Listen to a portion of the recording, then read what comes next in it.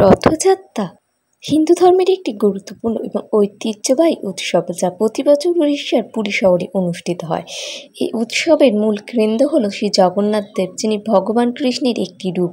রথযাত্রা শুধুমাত্র ধর্মীয় গুরুত্বের জন্যই না, বরং আধ্যাত্মিক, সাংস্কৃতিক, ঐতিহাসিক দৃষ্টিকোণ থেকেও অত্যন্ত গুরুত্বপূর্ণ। রথযাত্রার দিনটি পবিত্র। এই দিনে কিছু বিশেষ কাজ পালন করতে হয়, আবার কিছু কাজ ভুলেও করা উচিত না।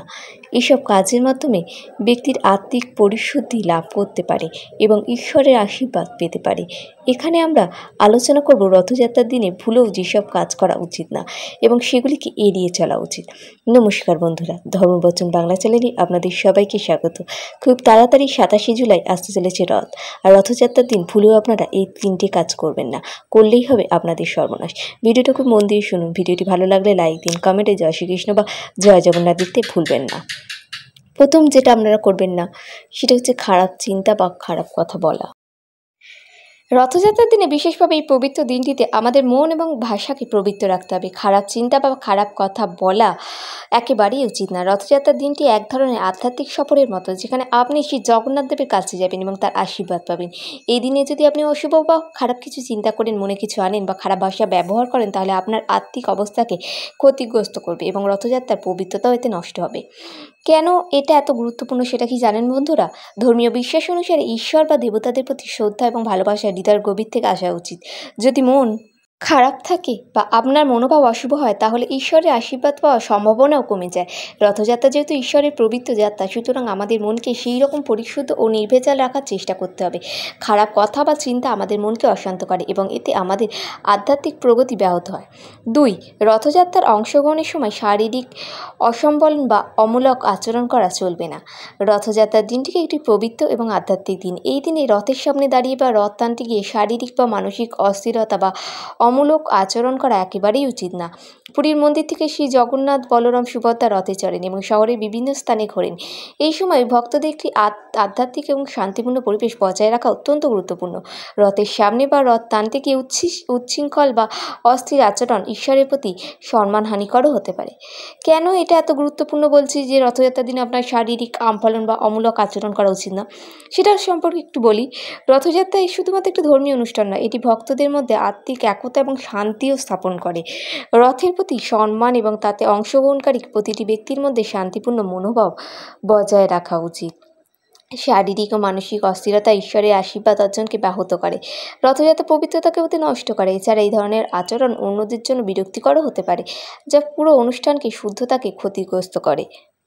3 নম্বর পয়েন্টটা, ঋণগ্রস্ত হওয়া বা অর্থের লোভে রথযাত্রা করা। রথযাত্রার দিনে অনেকে বিভিন্ন ধর্মীয় প্রতিষ্ঠান বা মন্দিরে দান করতে যান। এটি অবশ্যই শুভ, তবে এক্ষেত্রে যদি আপনি ঋণগ্রস্ত হন বা শুধু অর্থের লোভে দান করতে চান, তবে তা ধর্মীয় দৃষ্টিকোণ থেকে উপযুক্ত না। রথযাত্রায় অংশগ্রহণ করার উদ্দেশ্য হলো ঈশ্বরের প্রতি ভক্তি নিবেদন করা এবং নিজের আত্মিক উন্নতি সাধন করা। যদি আপনি এই দিনটিতে শুধু অর্থের জন্য পালন করেন, তবে তা আত্মিক গন্তব্যে সহায়ক হবে না। কেন এটা গুরুত্বপূর্ণ?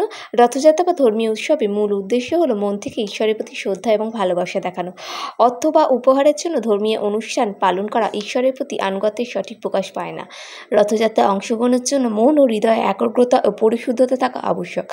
যদি আপনি ঋণগ্রস্ত হন বা দানের উদ্দেশ্যে শুধুমাত্র অর্থের লোভে, তা আপনার আত্মিক প্রগতি এবং ঈশ্বরের প্রতি সম্পর্ককে দুর্বল করে দেয়। বন্ধুরা, এত 3টে পয়েন্ট অবশ্যই আপনারা বুঝতে পেরেছেন। তাহলে রথযাত্রার মহিমা ও ঐতিহাসিক গুরুত্ব সম্পর্কেও আপনারা বুঝতে পেরেছেন যে রথযাত্রা যে শুধুমাত্র একটি ধর্মীয় উৎসব না, এটি আধ্যাত্মিকতা ও ঈশ্বরের প্রতি একটা গভীর শ্রদ্ধা নিবেদন। উড়িষ্যার পুরী শহরের শ্রী জগন্নাথ মন্দির থেকে শুরু হওয়া এই রথযাত্রা বিশ্বজুড়ে লক্ষ লক্ষ ভক্তকে আকৃষ্ট করে। এই রথযাত্রার ইতিহাস প্রায় 2000 বছর পুরনো। এটি মূলত কৃষ্ণের রথযাত্রা হিসেবেই পরিচিত।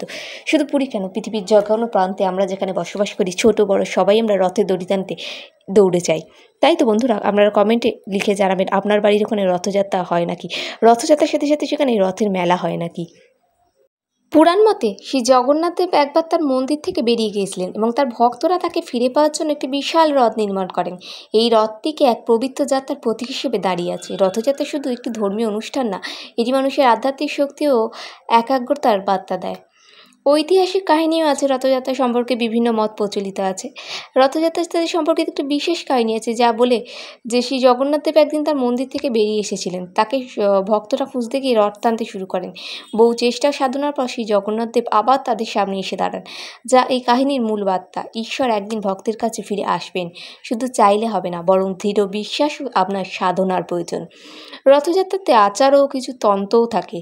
রথযাত্রা একটি আধ্যাত্মিক অভ্যন্তরীণ যাত্রা এবং এটি সাংস্কৃতিক অনুষ্ঠান। তন্ত্র অনুসারে শ্রী জগন্নাথদেবের রথযাত্রা থেকে একটি শক্তিশালী আধ্যাত্মিক শক্তি উদ্ভূত হয়, যা পৃথিবী জুড়ে শনি ও সমৃদ্ধি নিয়ে আসে, শনির গ্রহ থেকে মুক্ত করে। এই দিনটি সমগ্র পৃথিবীতে শান্তির বার্তা দেয়।